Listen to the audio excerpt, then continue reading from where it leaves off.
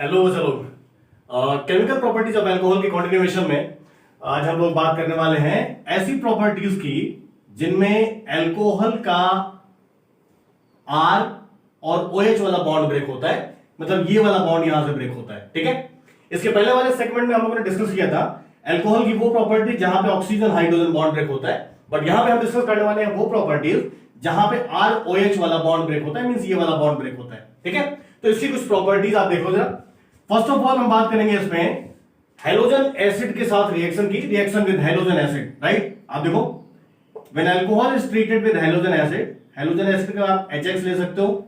ठीक है, तो यहां पे क्या होता है, ये वाला बॉन्ड ब्रेक होता है ROH का, और हैलोजन एसिड से यहां पे हाइड्रोजन निकल जाएगा, तो ये वाटर मॉलिक्यूल एलिमिनेट हो जाता है और आपको मिल जाता है हेलो एल्केन। ये रिएक्शन हम लोग हेलो एल्केन में भी डिस्कस कर चुके हैं, आप देख लेना एक बार। ठीक है, और यहां पे water as a by product आपको मिल गया।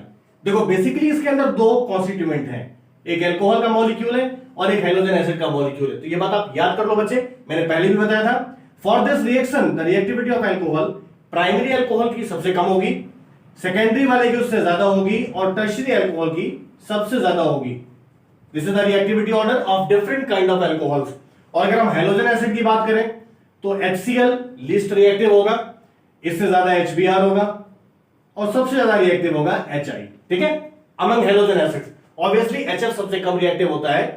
ये जो HCl है ये ठीक ठाक रिएक्शन करता है, तो जनरली हम लोग इसी की रिएक्शन दिखाते हैं। ठीक है, एक एग्जांपल यहां पे तुम्हें लेके दिखा दूं।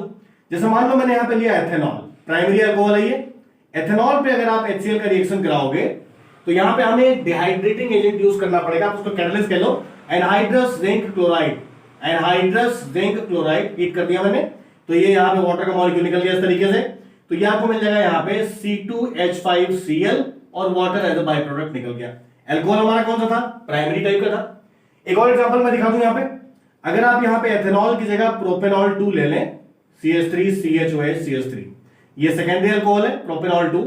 यहां पे आप HCl का रिएक्शन करा दो एनहाइड्रस क्लोराइड के साथ, यहां भी आपको हीट करना पड़ेगा। ठीक है, तो आप देखो ये वाला जो OH है ये निकल जाता है हाइड्रोजन के साथ, कार्बन OH वाला बॉन्ड यहां पे ब्रेक हो जाएगा और यहां पे हैलोजन लग जाएगा, तो यहां वाली रिएक्शन में भी पूरा OH डिस्प्लेस हो जाता है। आप देखिए ये प्रोडक्ट आपको मिल जाएगा और वाटर यहां पे निकल गया।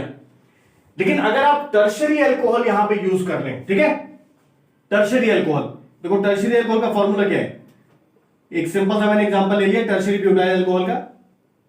टर्शियरी इसलिए क्योंकि जिस कार्बन पे OH है उसके पास 3 एल्काइल ग्रुप लगे हुए हैं, और उस पे अगर आपने HCl का रिएक्शन करा दिया तो फिर यहां पे आपको किसी डिहाइड्रेटिंग एजेंट की जरूरत नहीं है ना, इसको हीट करना पड़ेगा, रूम टेम्परेचर रिएक्शन हो जाती है और ये डायरेक्ट यहां पे वाटर ऐसे निकल जाता है, हैलोजन एटम यहां पे आके लग जाएगा।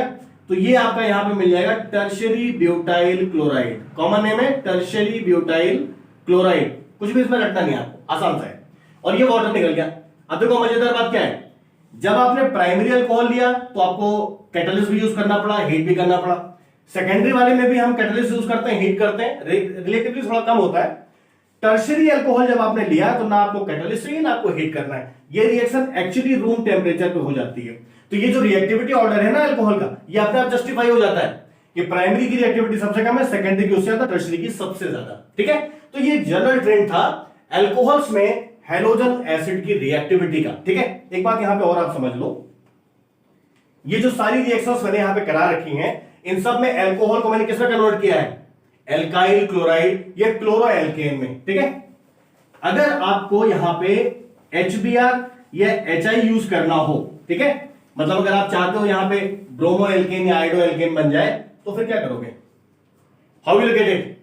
अगर आप यहां पे HBr लेना चाहते हो बच्चे, ठीक है, या HI लेना चाहते हो, तो अल्कोहल की रिएक्शन HBr या HI के साथ आप कैसे दिखाओगे, बताओ।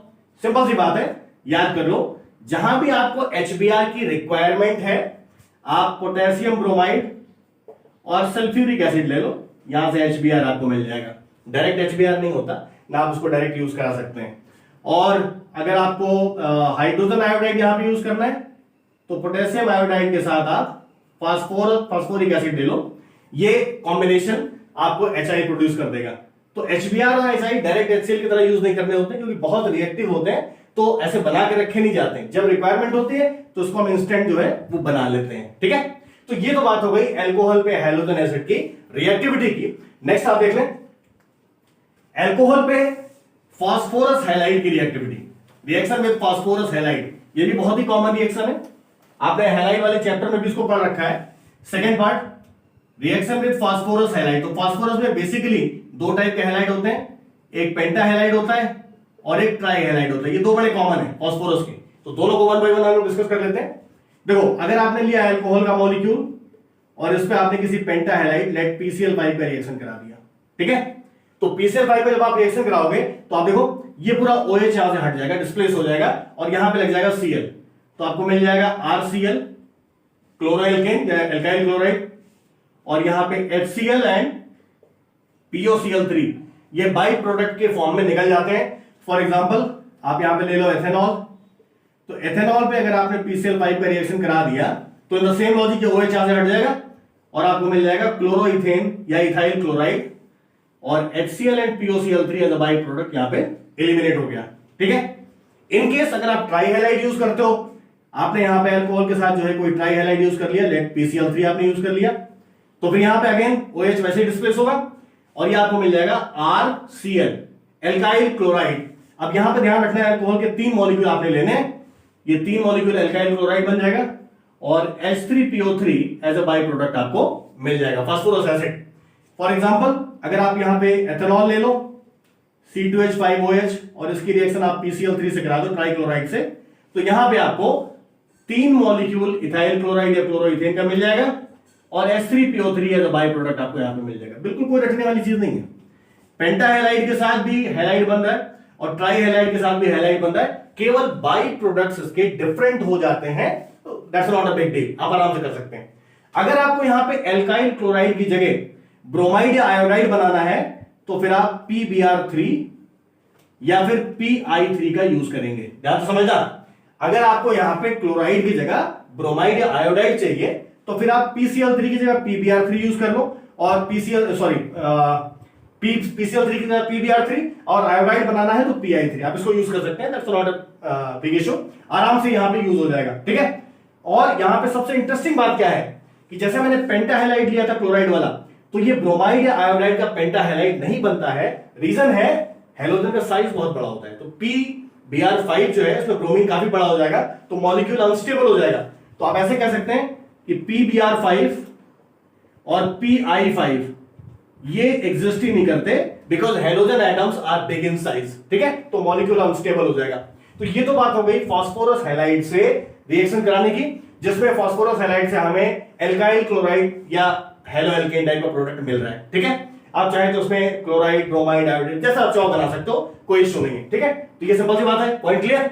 नेक्स्ट आ जाओ, फास्फोरस हैलाइड के बाद नेक्स्ट रिएक्शन हम लोग इसमें कराएंगे थायोनिल क्लोराइड की reaction, reaction with thionyl chloride, ठीक है, ध्यान से देखना। अगर आप थायोनिल क्लोराइड का मतलब होता है SOCl2, तो अल्कोहल के मॉलिक्यूल पे आपने रिएक्शन कराना है SOCl2 का, थायोनिल क्लोराइड का, यहां भी सेम है, OH यहां से हट जाएगा, डिस्प्लेस हो जाएगा और उसकी जगह Cl लग जाएगा, तो ये आपका मिल जाएगा RCl एल्काइल क्लोराइड या क्लोरोएल्केन, और साथ में SO2 एंड HCl ये बाई प्रोडक्ट के फॉर्म में निकल जाएंगे, ठीक है। अब एक इंटरेस्टिंग बात तुम्हें यहां बता दूं, एक एग्जांपल पहले दिखा दूं। आपने इथाइल अल्कोहल पे रिएक्शन करा दिया SOCl2 का, थायोनिल क्लोराइड का, तो ये आपको मिल जाएगा क्लोरोइथेन या इथाइल क्लोराइड, और साथ में SO2 and HCl as a by product यहां पे निकल जाएंगे, ठीक है, सिंपल सी बात है। अब देखा जरा, आपने PCl5 यूज किया, आपने PCl3 यूज किया, आपने SOCl2 यूज किया, ठीक है। इन सबको यूज करके बेसिकली आपने क्या बनाया था, एल्काइल क्लोराइड, सबसे बन जाता है ना। आप PCl5 यूज करोगे तो भी बन जाएगा, PCl3 यूज करोगे तो भी बन जाएगा, SOCl2 यूज करोगे तो भी बन जाएगा। तो सवाल यह है कि among PCl5, PCl3 and SOCl2 which is the best reagent for the preparation of alkyl chloride या chloroalkane? तो आंसर है the best reagent is SOCl2 and the reason क्या है? The reason is कि SOCl2 के जो बाई प्रोडक्ट होते हैं ये गैसेस होती हैं, तो फिर आपके पास मेन प्रोडक्ट आसानी से बन जाता है, इसको ज्यादा कुछ छानना, अलग करना, फिल्टर करना ये सब नहीं करना पड़ता, ठीक है।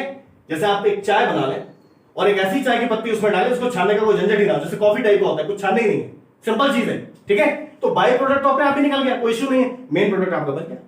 तो इन तीनों के अंदर SOCl2 जो होता है वो सबसे बढ़िया रिएजेंट है फॉर द प्रिपरेशन ऑफ क्लोरोएल्केन। ठीक है, चलो नेक्स्ट आते हैं रिएक्शन विद अमोनिया। अगर आप अल्कोहल की रिएक्शन अमोनिया से कराते हैं, it's also very important reaction, बहुत काम की रिएक्शन ही है अमोनिया वाली। अगर आप अल्कोहल की अमोनिया से रिएक्शन कराते हैं, देखिए reaction of alcohol with ammonia, तो बेटा जी यहां पे आपको प्राइमरी, सेकेंडरी एंड टर्शरी तीनों कैटेगरी का एमीन मिल जाएगा। ये बड़ी इंपॉर्टेंट बात है। रिएक्शन को हम लोग कराते हैं एल्यूमिना के साथ, एल्यूमिना की प्रेजेंस में आप इसको हीट कर दो तो आपको डिफरेंट टाइप के एमीन्स मिल जाते हैं। फॉर एग्जांपल देखो, जैसे मैं अगर यहां पे मेथनॉल ले लूं, तो मेथनॉल की मैंने अमोनिया से रिएक्शन करा दी एल्यूमिना की प्रेजेंस में और इसको हीट कर दिया। ठीक है, तो ये OH यहां से हट जाएगा, बॉन्ड ये ब्रेक हो जाएगा और NH2 में से NH3 में से NH2 यहां पे लग जाता है, तो ये बन जाता है CH3NH2। आप इसको बोलेंगे methyl amine, this product is methyl amine. ठीक है, और यहां पे water as a by product निकल गया। अगर अल्कोहल थोड़ा एक्सेस में है, ठीक है, मान लो 2 मॉलिक्यूल अल्कोहल का है और आपने अमोनिया से रिएक्शन करा दी, कंडीशन सेम है, तो फिर यहां पे आपको 2 हाइड्रोजन यहां से डिस्प्लेस हो जाएगा और यह आपको मिल जाएगा सेकेंडरी एमीन, डाइमिथाइल एमीन, और यहां भी water as a by product निकल आता है। अगर आप यहां पे 3 मॉलिक्यूल अल्कोहल का ले लेते हैं एक्सेस में, ठीक है, सेम कंडीशन, तो फिर यहां पे आपको एक तरीके का टर्शियरी एमीन मिल जाएगा, ट्राइमिथाइल एमीन, ये टर्शियरी एमीन मिल जाएगा। और ऑब्वियसली नाइट्रोजन पे लोन पेयर होता है अमोनिया के, तो ये लोन पेयर सब जगह लगा रहेगा, लिखे ना लिखे अंडरस्टूड है, ये सब जगह रहता है। ठीक है, तो इसमें कोई इतना टेंशन लेने वाली बात नहीं है, आराम से आप इसको बना सकते हो बच्चे, बैलेंस कर लेना है। तो ये मिथाइल अमीन, ये डाइमिथाइल अमीन, डाइमिथाइल अमीन का मतलब सेकेंडरी अमीन, ठीक है, और ये ट्राइमिथाइल अमीन, ट्राइमिथाइल अमीन, ट्राइमिथाइल अमीन का मतलब टर्शियरी अमीन। तो अगर आप अल्कोहल की अमोनिया से रिएक्शन कराते हो, ठीक है, तो you will get primary, secondary as well as tertiary amine. तो ये जितनी भी रिएक्शंस यहां पे मैंने डिस्कस करी हैं, इन सारी रिएक्शंस के अंदर बेसिकली क्या हुआ है, अल्कोहल का ROH ये वाला बॉन्ड ब्रेक हुआ और सारी रिएक्शंस उसी के अकॉर्डिंग मैंने कराई हैं। ठीक है, अब इसके बाद जो रिएक्शंस हम डिस्कस करेंगे उसमें अल्कोहल का हाइड्रोक्सी पार्ट भी यूज होगा, ठीक है, और एल्काइल वाला पार्ट भी यूज होगा। ये हम लोग नेक्स्ट पार्ट में डिस्कस करेंगे। Thank you.